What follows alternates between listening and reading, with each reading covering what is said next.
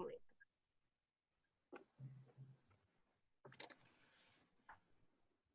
Ok, gracias. De nada, la orden. Bueno, igual me quedé un ratico de esto. Sí. Bueno, creo que ya con los que estamos un poco más de la mitad. Bueno, buenas tardes, mi nombre es Alicia Sepúlveda. Como habrán visto en el aula virtual, yo soy su tutora, profesora para lo que es de la materia de introducción de economía, de este módulo, de este curso, esta formación del PREANI, que como ya algunos de los otros profesores han debido de haberles comentado, es un avance de la Cámara Inmobiliaria de su formación de FIPI, del profesional inmobiliario, que tiene más de 25 años siendo promovida por la Cámara Inmobiliaria. Mi materia es como una materia transversal.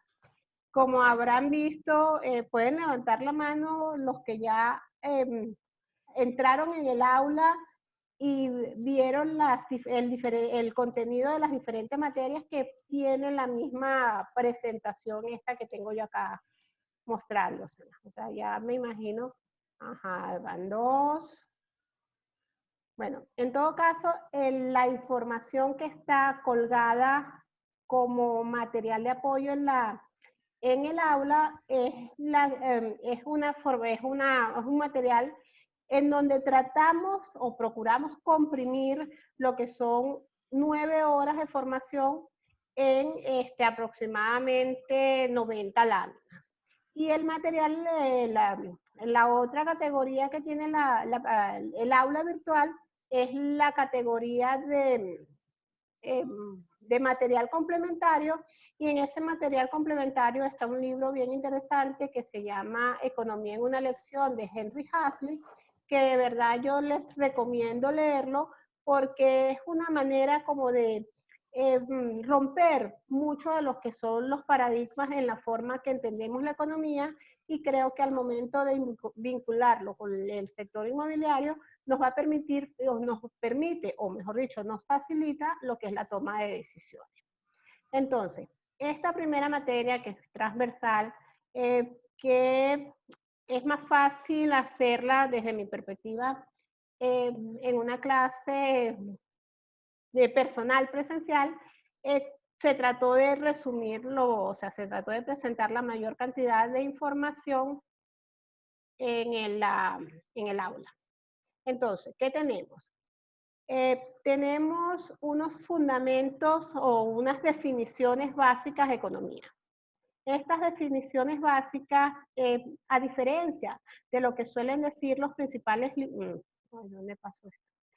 De lo que suelen señalar los principales tratados de economía, yo los enfoqué desde lo que es la escuela de pensamiento austriaco, una escuela que señala que la economía se estudia desde la esencia del ser humano. Entonces, estos fundamentos, estas definiciones fundamentales, y esto me deja pasarla acá, están hechas de esa manera y tienen 5 categorías particulares, enfatizándose en lo que es el valor subjetivo de las personas para la toma de decisiones. ¿Por qué? Porque en la función de la valoración subjetiva que hacemos nosotros de las cosas que queremos comprar o que requerimos del mercado, tomamos cada una de nuestras decisiones. Entonces, este material lo tienen ustedes allí. La idea de esta clase introductoria, que va a ser bastante corta, es responderles algunas inquietudes de esa primera lectura que ustedes han tenido. ¿Por qué? Porque al final la evaluación de esta unidad es un examen de preguntas sencillas referidas a el tema. Entonces, si esto me deja pasar acá, vamos a ver cómo, déjame dejar de compartir porque es que no logro pasar la pantalla. A volverla a compartir, a ver si ahora sí me deja.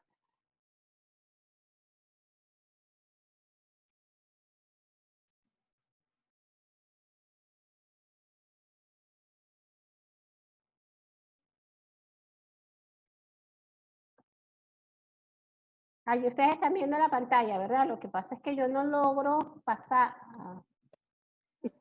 Estamos viendo la presentación de PowerPoint. No, están viendo es la presentación de PowerPoint, ya va. Sí, profesor. Pero están viendo es la primera lámina que dice Fundamentos de Economía, Definiciones, o están viendo la segunda página, ¿no? La que dice contenido. La segunda lámina. La segunda lámina de contenido. Porque yo aquí en mi teléfono, yo acá lo estoy viendo, es la... Bueno, pero si ustedes están viendo eso, no nos vamos a complicar mucho. Vamos a ver acá. Ajá, entonces les decía que el contenido de la materia está enfocado a la Escuela de Pensamiento Abstracto, que es una escuela que tiene que ver mucho con entender la economía desde lo que es el proceso de las valoraciones subjetivas de los individuos, y en ese sentido entonces hay unas categorías que tienen que ver con la definición de la acción humana, la definición de los incentivos, que por ejemplo en el sector inmobiliario hay muchos incentivos alrededor de lo que es el proceso de intercambio, incentivos que tienen que ver con las leyes, incentivos que tienen que ver con que es un sector que requiere grandes inversiones, incentivos que tienen que ver también con la ética y la forma como se lleva el negocio inmobiliario. Entonces, dentro de ese contenido de la definición de economía, hago mucho hincapié en lo que son estas tres categorías: acción humana, incentivos e intercambio.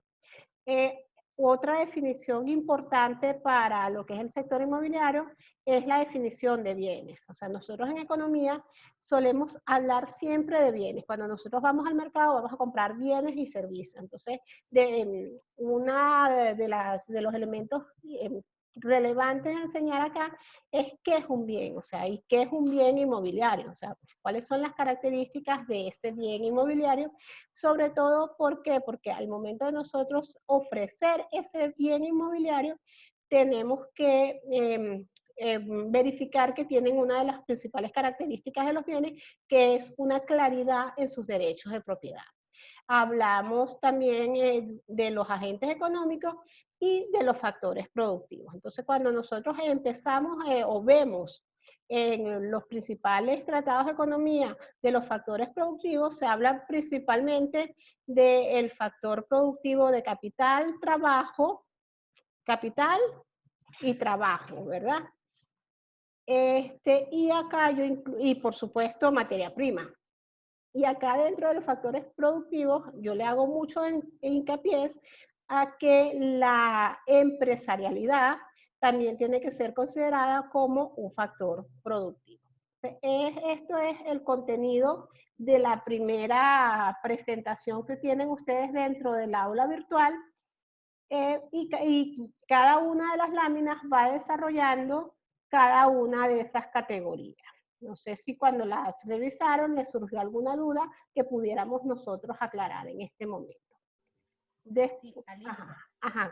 Buenas tardes, Alicia. Hola, buenas tardes. Adelante. Alicia, ¿puedo preguntarte de una vez de ese esa primer tema? Sí, cómo no. Ok, fíjate. Isadora, ¿no? Tema de las, Isidora, sí. Isidora. En ese primer tema, Alicia, yo tengo aquí una pregunta en el desarrollo del vamos a ver, del tema 2, el proceso económico y la macroeconomía. ¿Ese es el que vas a hablar ahorita? Sí. Te dejo primero desarrollar eso. Sí, por favor. Déjame, tú hablas de eso y te pregunto. O pregúntamelo y yo conecto todo perfecto, con tu pregunta. Hay dos oportunidades en ese tema 2 del proceso económico y la macroeconomía, en donde hablas de bienes intermedios. Yo quisiera saber a qué se refiere, o sea, creo saber qué es, ¿no? O sea, entiendo por la explicación que se da ahí, pero quisiera que tú me lo corroboraras. Ok.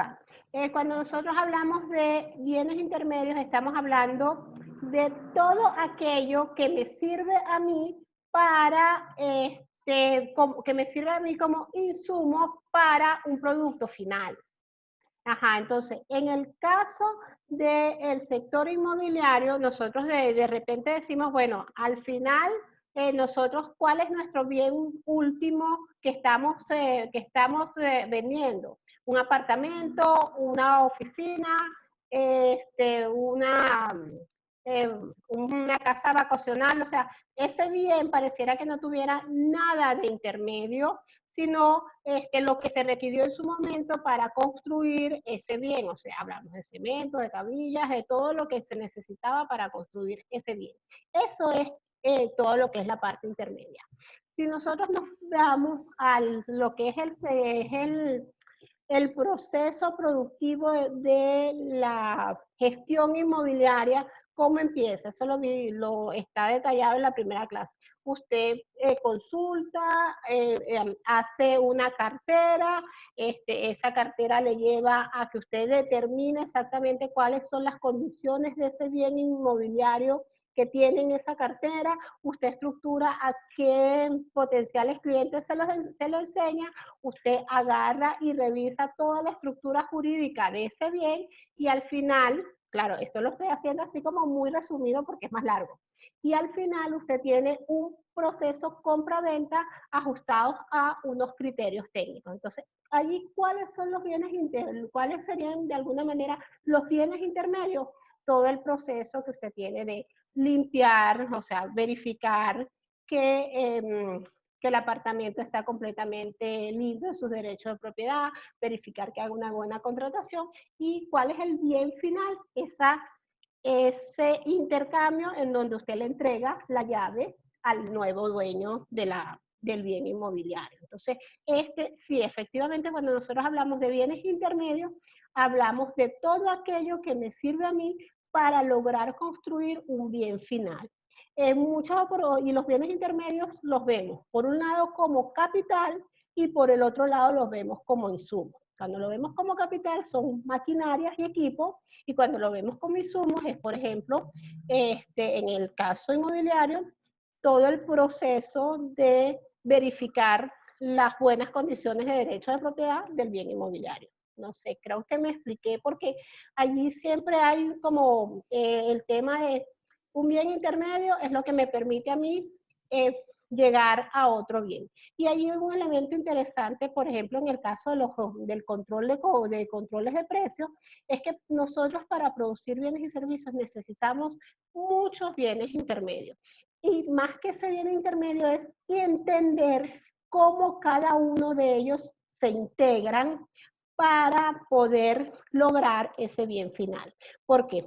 A manera de ejemplo, si nosotros tenemos, por ejemplo, una cafetera, tenemos agua, tenemos café y tenemos azúcar, pero no tenemos la más mínima idea de cómo se integran esos 4 insumos intermedios para lograr un bien final, nosotros no vamos a poder tener un bien final. Entonces, esa idea de cómo se estructura es lo que yo coloco allí como la función empresarial. O sea, conocer cómo todos los bienes intermedios se pueden engranar para lograr tú un bien final.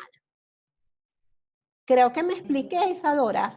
Perfecto, Alicia, te entendí perfectamente. Gracias, Alicia. Sí, y ahí también hay que estar muy pendiente porque cuando nosotros, por ejemplo, los bienes inmobiliarios los calificamos como bienes de consumo final o como bienes de capital, y cuando lo calificamos como bien de capital es, por ejemplo, aquel apartamento que se compra para colocar una oficina o la oficina que se compra.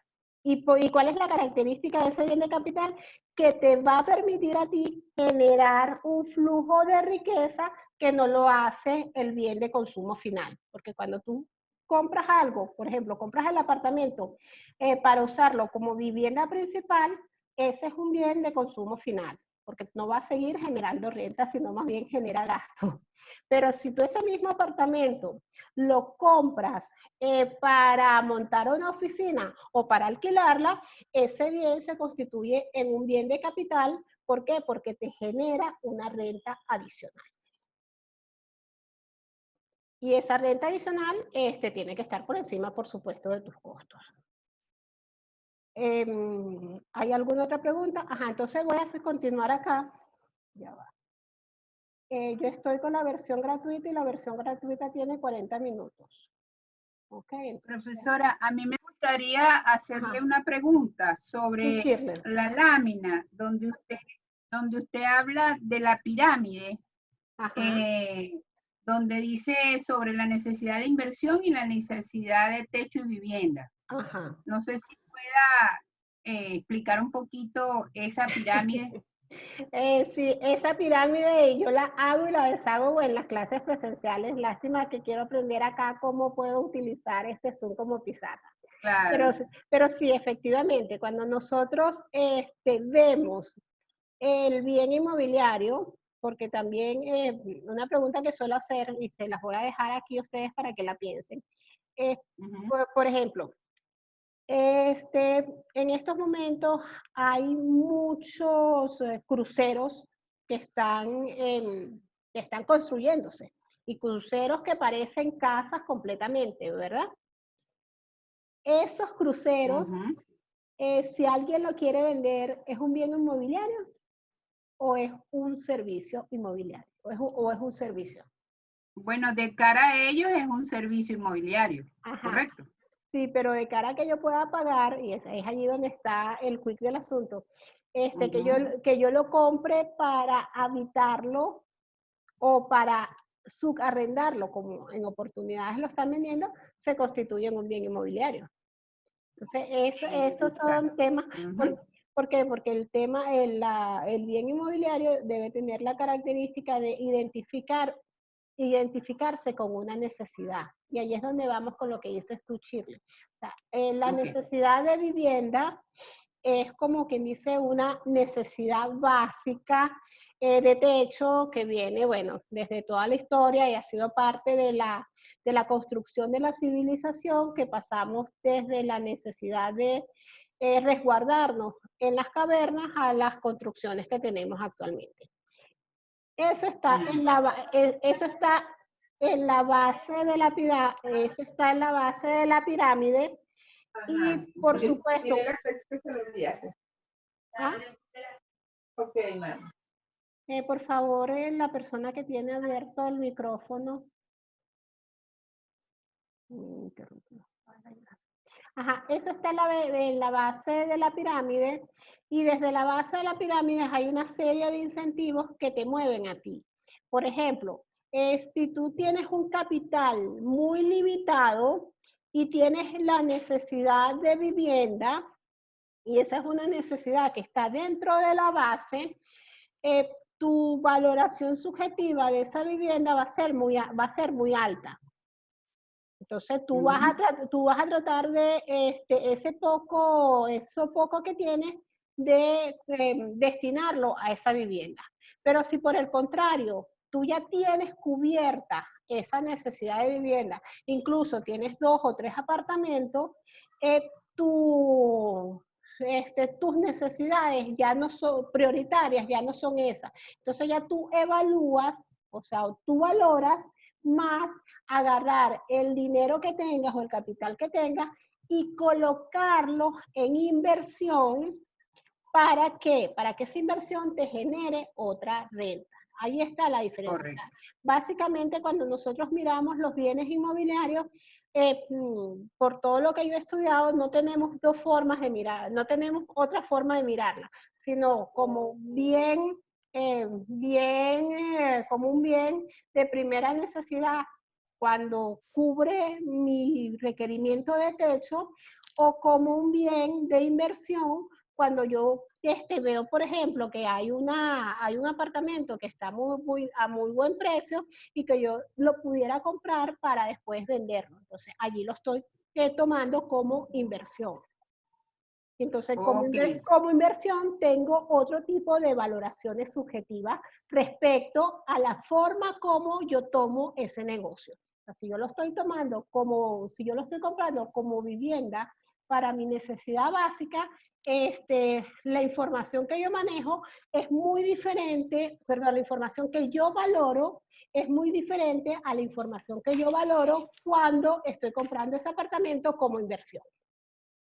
Entonces es allí donde a ustedes a veces hacen la pregunta, oye, de aquellas personas que se quieren aprovechar de un determinado bien porque tienen el dinero.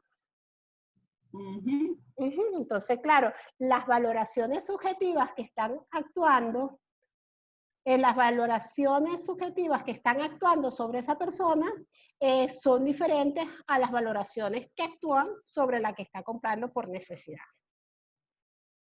Uy, esto me dijo que me quedan, ya como aquí, ya me quedan Sí, estas profesora, tareas. disculpe, acaba de avisar Zoom que le queda poco tiempo. ¿Será que abre otra sala y volvemos a reengancharnos y la información la pasa por el chat principal del WhatsApp del Preani? Disculpen, Es lo que disculpen. Zoom, me dejan, por favor, Zoom te da la opción de abrir la misma sesión 3 veces. O sea, se cierra esta sesión y la volvemos a abrir.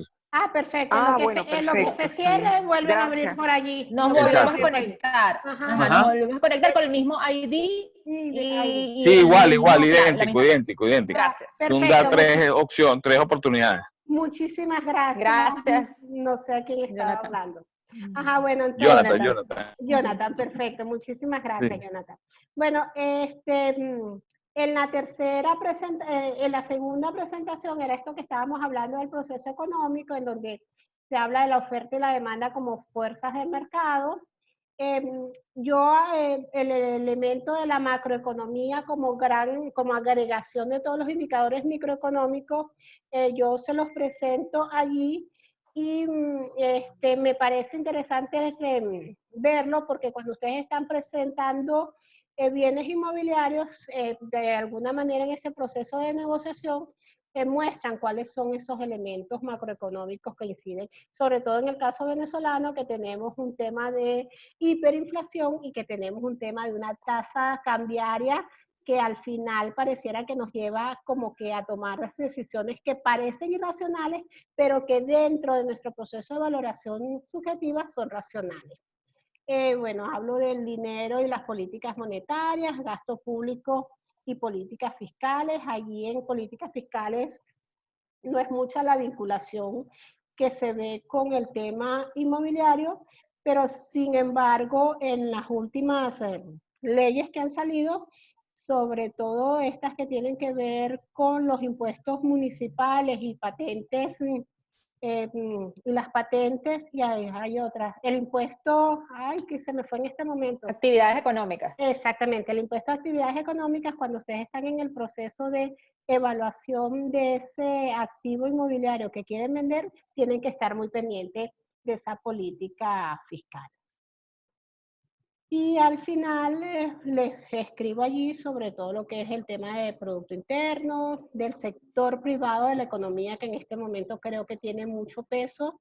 Además está decirles que yo soy defensora a ultranza de lo que es el sector privado dentro de la economía, y creo que el papel del Estado tiene que ser muy limitado porque los incentivos de las personas, primero porque el Estado son personas como ustedes y como yo, que están ejerciendo un rol y que tienen un incentivo que les da el hecho de que tienen el monopolio de la fuerza. Y entonces, al tener el monopolio de la fuerza, sus incentivos son diferentes a los del sector privado. O sea, y son a crear leyes que los permitan mantenerse en el poder, es a crear políticas monetarias que quisiéramos nosotros que fuesen más acorde con el poder del sector privado, pero que al final quien ejerce funciones en el Estado tiene como principal incentivo, y no quiero que suene así una generalización, sino que así está demostrado, el principal incentivo de quien ejerce funciones de gobierno es mantenerse en el poder. Eso es así. Bueno, nada, en lo que es el tema de la propiedad privada de las instituciones y sobre todo resaltar que el sector inmobiliario dentro de la economía tiene una importancia muy elevada y que sobre todo el sector inmobiliario es un sector que va con el ciclo. O sea, cuando nosotros hacemos un estudio de la economía de los países, evaluamos el sector inmobiliario y si vemos que el sector inmobiliario va en crecimiento, significa que esa economía va en crecimiento.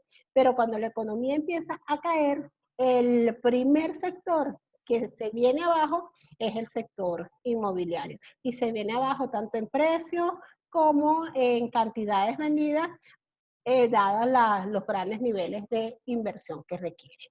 Eso es todo lo que está en el aula. Y yo lo que quisiera en esta primera clase introductoria es aclararles dudas que ustedes hayan tenido sobre la materia que ya leyeron. Dicho esto, quedo con las preguntas. Alicia, yo tengo una pregunta, otra. Perfecto. Otra pregunta. Fíjate, cuando Estamos Isadora, ¿no? Isidora, sí. Isidora, perfecto. Fíjate, Alicia, cuando leemos sobre las políticas económicas, y acabas de hablar de ciclos, ¿no? Ahí habla de que la estabilidad de los ciclos económicos es algo que se estudia. Entonces yo quisiera saber, Alicia, ¿qué son los ciclos económicos? O sea, ¿cómo puedo tomar yo como un ciclo económico? Ok, mira, el ciclo económico no es más que el resumen que se hace de la estadística de Producto Interno Bruto a lo largo de ciertos y determinados años. Si tú te imaginas un eje de coordenadas, en el eje de las X tienes el Producto Interno Bruto y en el eje de las Y tienes los años, tú ves que en todas las economías hay años de crecimiento más que proporcional, años que llegas a lo máximo y después que llegas a los máximos, otros años en los cuales empiezas a caer. Y igual sí, ese sí, se repite. Empiezas a subir, llegas al máximo de tu crecimiento de Producto Interno Bruto y empiezas a caer. Es lo que llamamos nosotros las economías en expansión, las economías en su máximo, que llegan a la crisis, las economías en plena depresión como la venimos viviendo en Venezuela. Eso es lo que se define como un ciclo económico. Y ese ciclo económico anteriormente era mucho más largo desde el momento en que las economías empezaban a crecer hasta que llegaban al pico. Y por ejemplo, desde 1900 hasta 1930 fue un periodo más o menos estable dentro de las economías mundiales, a pesar de que existieron las dos guerras mundiales. Y el primer gran pico, la primera gran crisis que se recuerda es la crisis del 29, de 1929, en donde fue el crack mundial de la economía, y después vinieron varias, o sea, después la nueva crisis en los países se volvió a repetir en los años 70, donde hubo caídas inmensas en la mayoría de los países del Producto Interno Bruto. Miren que estamos hablando 1900, 1930 y después del 30 a los 70. Después de los años 70 hacia acá, esos ciclos se han hecho más cortos. Entonces recordemos que hubo la crisis de los 80, lo que se llamó la década perdida por todo el tema de la deuda mundial, y después entonces estuvimos otra vez en crisis a principios de los 90, recordamos la crisis del subprime del 98, y bueno, no entremos en lo que ha sido el comportamiento del Producto Interno Bruto de los países en los últimos años. O sea, los periodos entre crecimiento y crisis se han hecho más bajos. A eso se refiere cuando hablamos nosotros de ciclos económicos. Y esos ciclos económicos se pueden visualizar a través de lo que es el movimiento de las tasas de interés de los países o de los niveles de inversión que va teniendo la economía privada. Pero básicamente cuando hablamos de ciclo económico, hablamos de esto que te estoy comentando. Crecimiento, auge, máximo, caída, depresión y vuelves a subir. Es como el ciclo productivo cuando lo vemos en la microeconomía de las empresas. Estaba levantando un joven la mano. Puedes hablar. Ay, no vi el nombre, se me quitó muy rápido. Buenas tardes Luis Gil, ¿cómo están? ¿Cómo estás, Luis? Bienvenido. No, bueno, quería más o menos consultarle si tiene idea de cuándo se termina este ciclo. Mira, yo te voy a responder como responde un colega amigo mío. Si los economistas, si te pudiera dar exactamente la respuesta, con mi bola de cristal de economista no estaría aquí tratando de darte clase. O sea, como dice mi amigo... Yo le haría otra pregunta, doctora. Ajá. Doctora, le haría otra pregunta. ¿Hay un ciclo aquí o estamos estancados? Porque yo pienso que aquí no hay un ciclo, o sí lo hay. Sí, es una esperanza. Si hay un ciclo, es una esperanza, entonces. Sí, bueno, lo que pasa es que nosotros en la fase de depresión de nuestra economía ha sido más larga que la fase de depresión de cualquier otra economía a nivel mundial. Yo creo que en la economía venezolana es un caso que se está documentando en estos momentos para hacer casos de estudios dentro de lo que es la ciencia económica, de lo que no se debe hacer como política económica. Y por eso nos hemos mantenido en la depresión tan larga. O sea, llevamos una depresión... Totalmente de acuerdo. Llevamos una depresión contada como tal de más de 18 trimestres. O sea, esos 18 trimestres estamos hablando como de 6 años. Una locura. Pero profesor, disculpe, otra pregunta sobre el valor, sobre las subjetividades. Esto es lo que estábamos hablando. ¿Esto se está enfocando nada más desde el punto de vista de los compradores? ¿O estas subjetividades económicas también? Porque en la lectura, no sé, me dio la impresión de que hablábamos de subjetividades, pero no precisamos si nada más embarga al universo de compradores, o también estas subjetividades económicas están en los que ofrecen un producto o un servicio en el mercado. No, la subjetividad está en toda persona como individuo. Y esa subjetividad responde de una manera cuando tú quieres comprar algo y responde de otra manera cuando tú lo quieres vender. Por ejemplo, cuando ustedes quieren vender un bien y servicio, ¿a qué precio lo quieren vender? Al precio más alto que quisieran. Y levanten la mano el que me diga que no es así. O sea, eso es...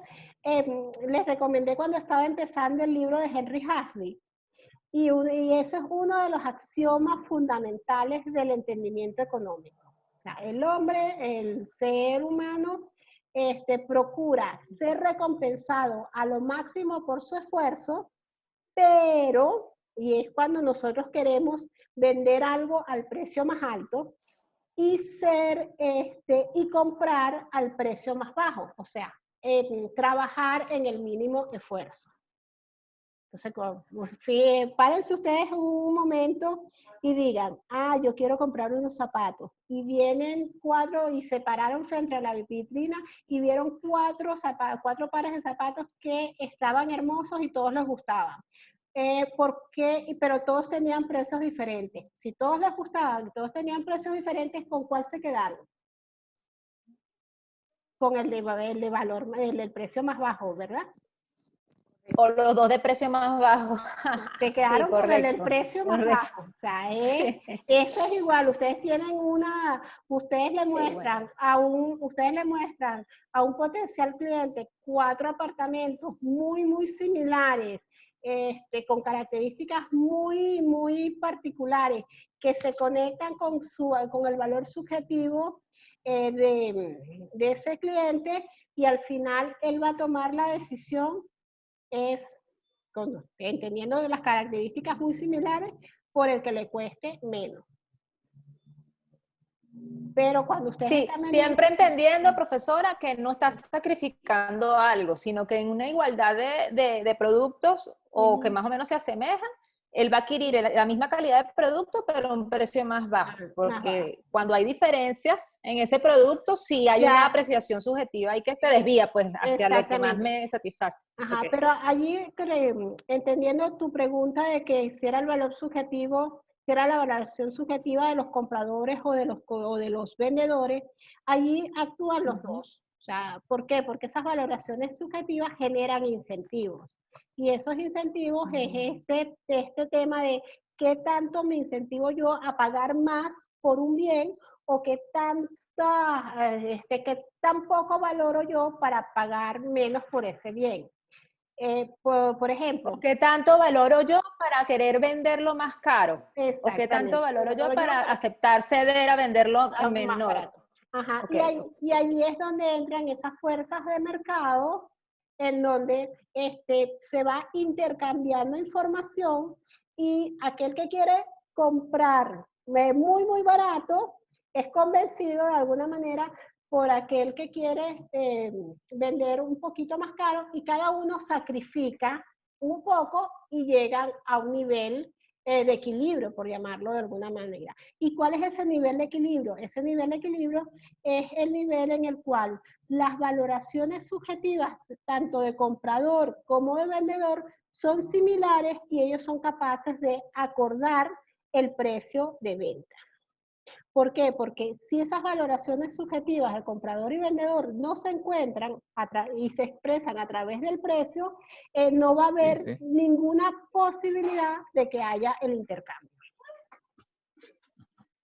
Gracias, mi reina. Sí, es que este tema me parece súper interesante. Y ese concepto de utilidad dentro de las subjetividades, profesora, utilidad, lo resumí así en el escrito que usted nos mandó, se refiere a las preferencias individuales de cada quien. O sea, la utilidad puede ser distinta para cada uno de los que participan en esa negociación. Exactamente, de una. En esa misma. ¿Y por qué? Porque, por ejemplo, yo puedo tener, yo puedo tener una taza, y para mí esa taza de repente no me sirve para yo tomar té. ¿Por qué? Porque dentro de mis valoraciones subjetivas yo le di como función, como utilidad a esa taza solamente para tomar café. Entonces yo tengo una taza que para efectos de todo el mundo pudiera servir para café, pero que para mis valoraciones subjetivas es solamente para té. Y ese es todo el proceso de información que se intercambia cuando nosotros estamos evaluando el comprar un bien o servicio. Había levantado la mano uno de los muchachos. ¿Puedes hablar con la persona que había levantado la mano? No creo. Bueno, yo había levantado la mano, profesora, soy Shirley, no sé si yo.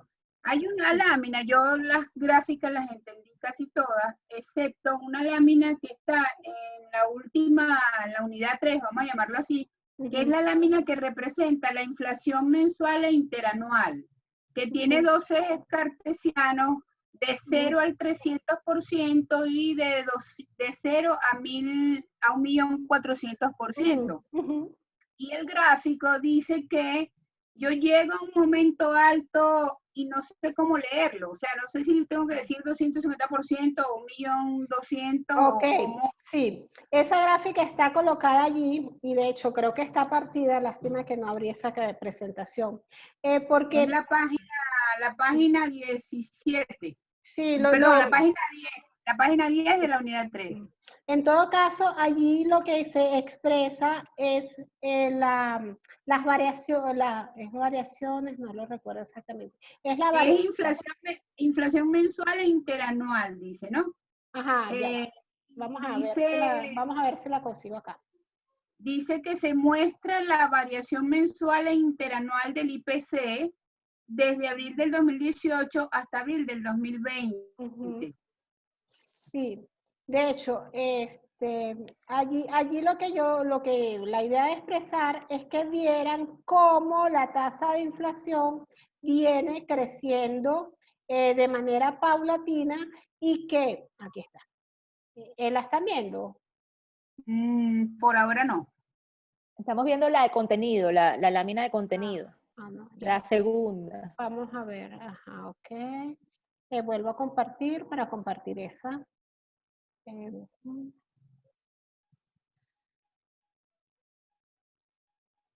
Esa, correcto, profe. Ajá, esa es.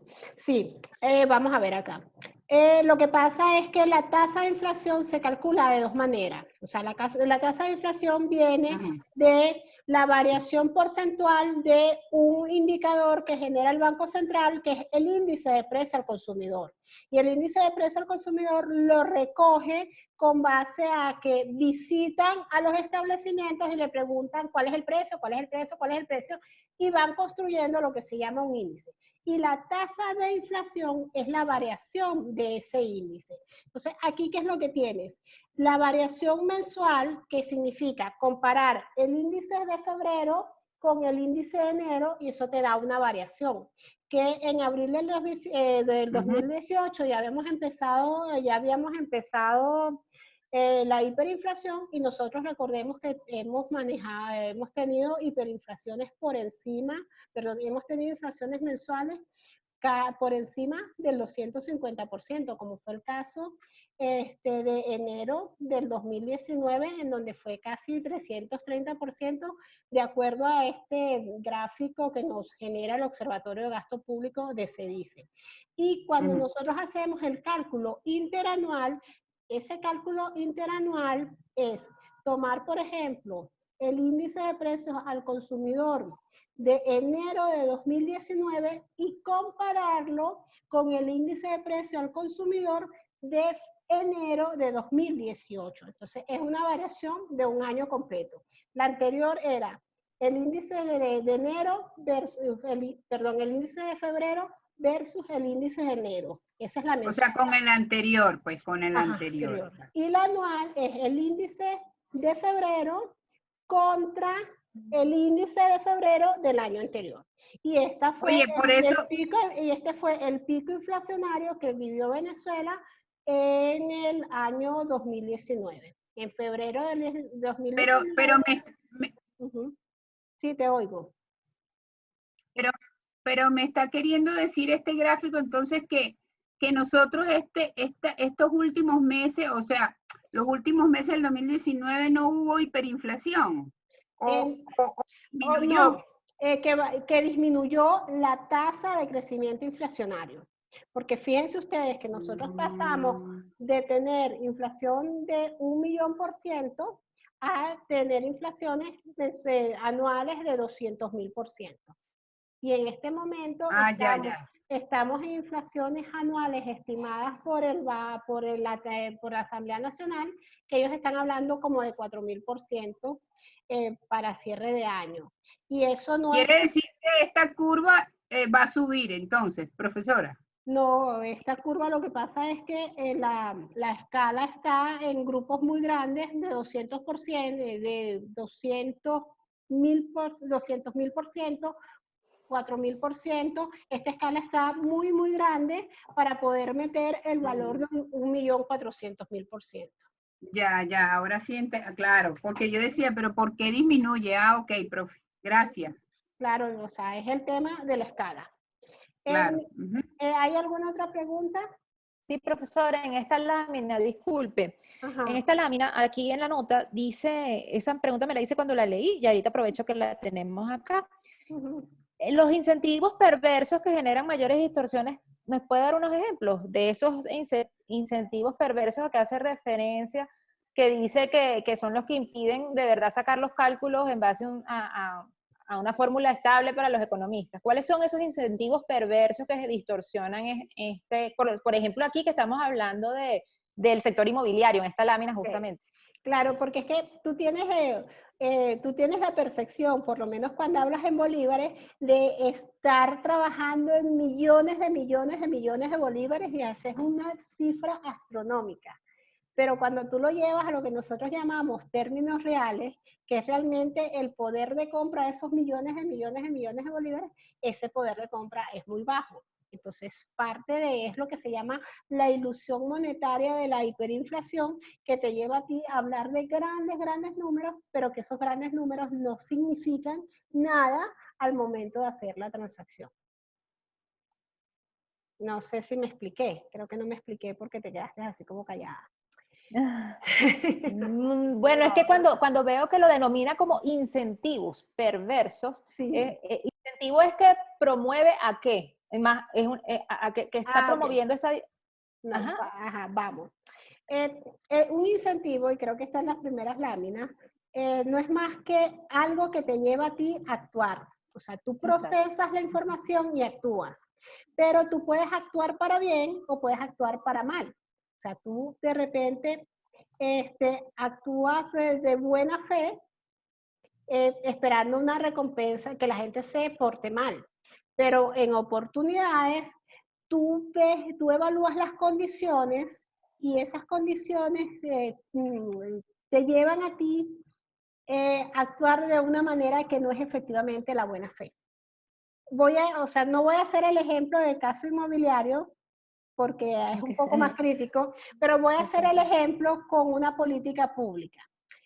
La política pública de entregar bonificaciones a las niñas de 14, 15 años que salen embarazadas. Es una política pública. Esa política pública genera un incentivo. ¿Cuál es ese incentivo? A que las niñas que están en esa edad evalúan la información y pierden interés por estudiar y prefieren salir embarazadas. ¿Para qué? Para obtener el bono. Esa situación es lo que se llama un incentivo perverso. O sea, yo te estoy, con base a una política pública, incentivando a actuar de una manera. O, en dos platos, ¿qué hizo Caribe con muchos de los venezolanos? Nos incentivó a hacer esa intermediación, esa captación de renta, de comprar dólares baratos para revenderlos caros. Eso fue un incentivo perverso. Entonces, sí, efectivamente, cuando nosotros hablamos de incentivos, solemos pensar en incentivos buenos, pero es que los incentivos son buenos o son malos. ¿Por qué? Porque el incentivo es la respuesta, es la forma como actúas tú en respuesta a una determinada información. Si toda la información que yo estoy manejando es para hacer las cosas bien, yo tengo un incentivo normal, chévere. Pero si toda la información que yo estoy manejando es para actuar mal, yo consciente o inconscientemente actúo mal. Y eso no es que es bueno o malo, simplemente que estoy respondiendo a un entorno de política pública o a un entorno como el que estamos viviendo nosotros. ¿Ustedes se acuerdan el año pasado la trifulca que se armó por internet porque hubo un señor que quiso vender hielo en los 4 días que estuvimos aquí en Caracas sin luz? Y el señor puso... Y en dólares. Ajá, y en dólares. Bueno, ¿cuál fue la respuesta? Que ese señor manejó toda una serie de información y generó en él un incentivo que para la mayoría fue perverso. ¿Por qué? Porque ese señor estaba aprovechando una necesidad para hacerse de...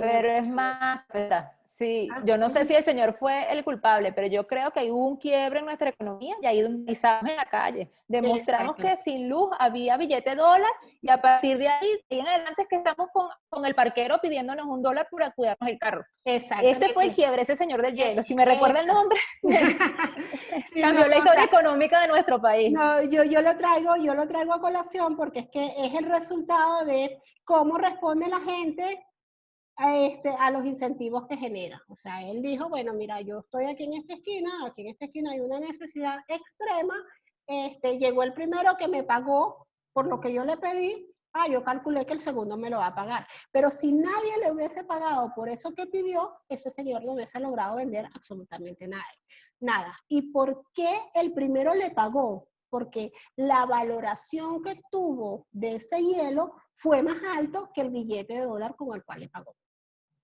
Y entonces ese es todo el proceso. Cuando yo suelo dar las clases en presencial, les suelo decir a los alumnos, a mí me gusta que ustedes se vayan a recordar de mí al final por esta palabra incentivos. ¿Por qué? Porque la economía lo mueven los incentivos. Y si los incentivos yo me voy a acordar de usted, profesora, pero por los incentivos perversos. Porque últimamente yo creo que nuestra economía tiene muchos incentivos perversos. Claro, porque nuestra economía tiene muchos incentivos a captación de renta. Y lo peor que puede tener una economía es tener esos incentivos a captación de renta. ¿Y qué es captación de renta? Tener un dinero sin trabajártelo mucho. Mira, tengo la otra aula. ¿Dónde veo cuántos estamos acá? Usted se posiciona en la pantalla de su... Estamos 38. 38, sí. Ajá. Participante, profe. Sí. Ajá, tenemos 5 minutos más porque tengo la otra aula para las 6 en punto. Entonces tenemos 5 minutos más de aclarar otra duda. Ajá. Bueno, cualquier otra duda la podemos pasar por el mismo aula, profe. Exacto. Yo quería preguntar lo siguiente, profesora. Ajá, dime, Sandra. Buenas tardes. Buenas tardes. Disculpe, quería saber si usted va a conversar un poco sobre la conformación de grupos para el trabajo grupal. ¿Ya conversó de eso? No, mi niña, en esta unidad de economía, nosotros no tenemos previsto trabajo grupal. Creo que las otras unidades sí, pero eso es con cada uno de los profesores. Acá, la evaluación de economía es un examen de, no me acuerdo de cuántas preguntas al final nos quedó porque entre todas, porque como teníamos que hacerlo igual para todas las aulas, es un examen que tú lo respondes habiendo entendido este material. Y en todo caso, es eso, o sea, la única evaluación va a ser el examen.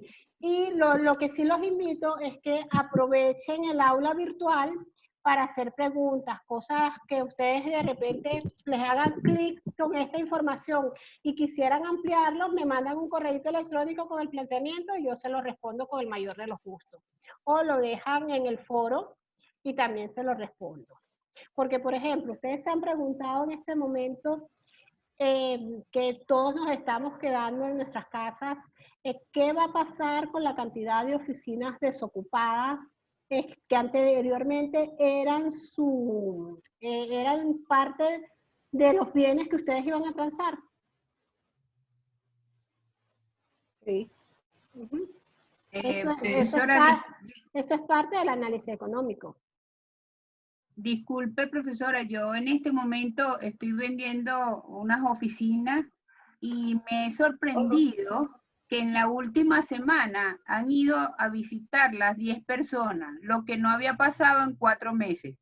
¿Qué cree usted que puede estar pasando? Wow. Yo evaluaría como información dónde están ubicadas, el rango de precios en el cual están y hay un movimiento en la economía. En las estimaciones de Ecoanalítica, es que hay un 25% de la economía que se está manejando como resultado de todo lo que es vamos a nombrarlo, esta economía superflua, negra. O informal. De origen dudoso. Gracias por la baja. Gracias. Y ese 25% de la economía que se está manejando está generando ese tipo de movimientos que me estás comentando. Bueno, probablemente, profe, también hay una cosa, un poco subjetivo lo que le voy a decir, pero las personas que han ido, en algún caso, las que han estado más interesadas, que de esos 10 solamente han sido 2, porque tampoco es que los 10 están muy contentos, me dicen que ya no soportan más el teletrabajo, o sea, que requieren la oficina. Entonces, a lo mejor... Y seguro...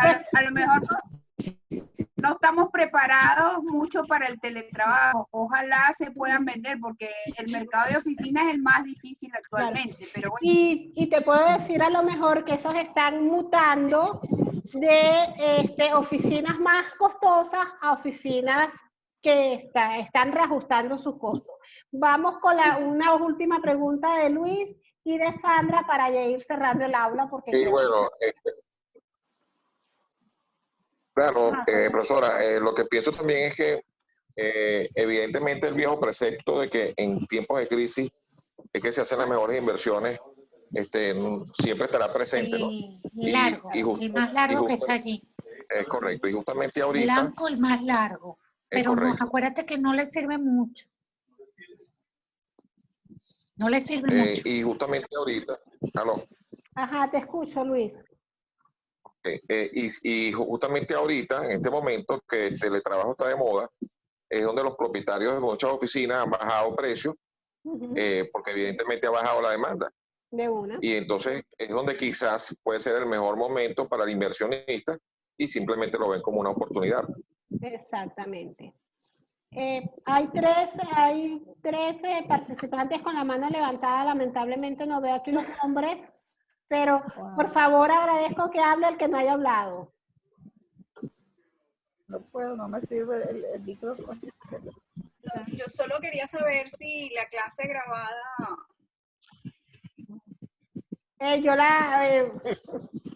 Una vez que la tenga lista, la cuelgo en la página.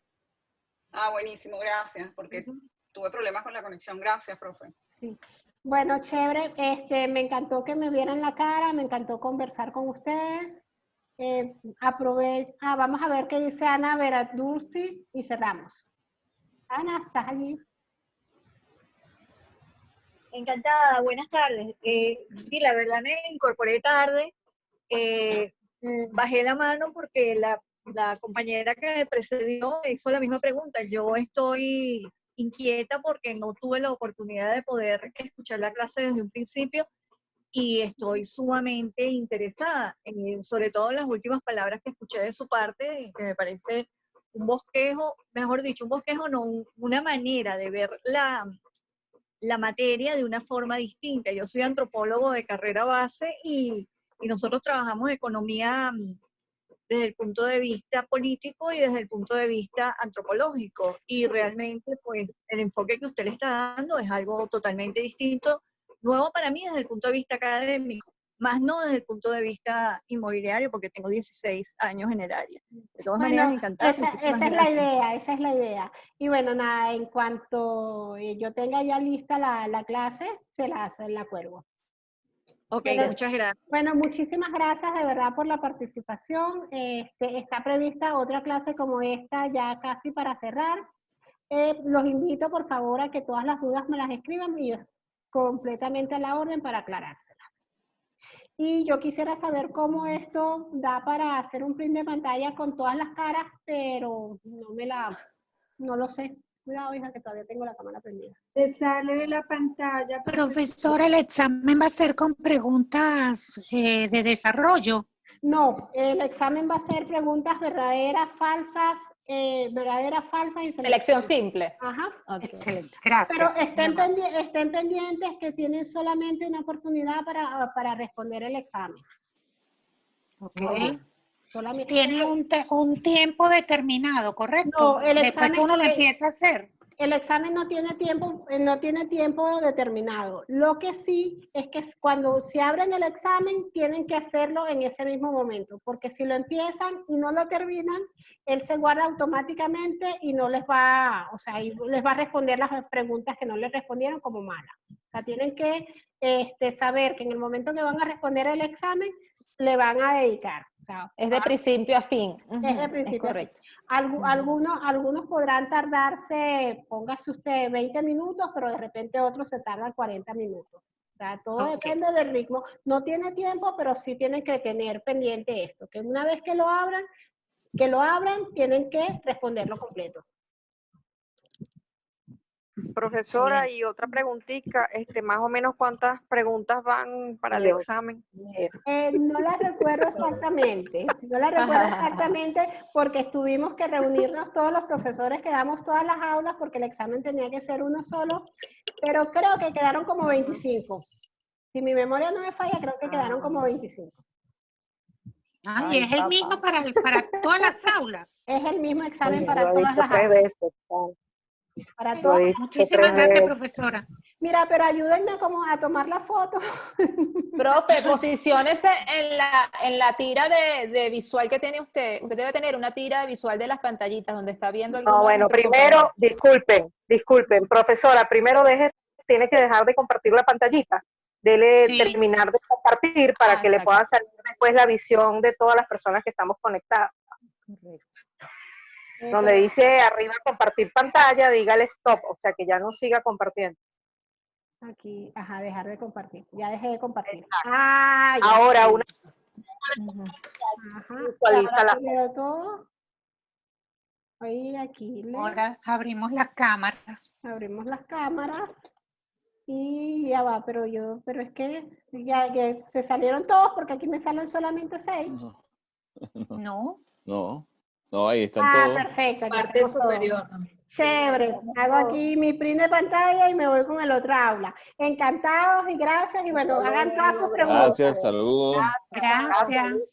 Gracias, profesora. Un placer. Encantada. Gracias, un placer. Saludos.